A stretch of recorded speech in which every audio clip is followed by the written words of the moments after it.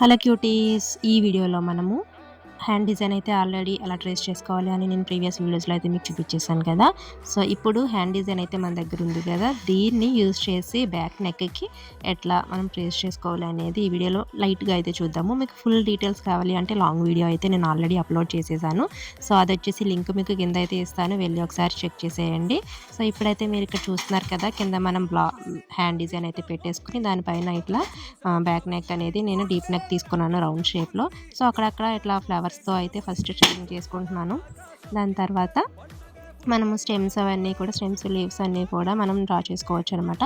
So ఫుల్గా అయితే మీకు నెక్ అనేది డిజైన్ చేసిన తర్వాత ఈ విధంగా ఉంది.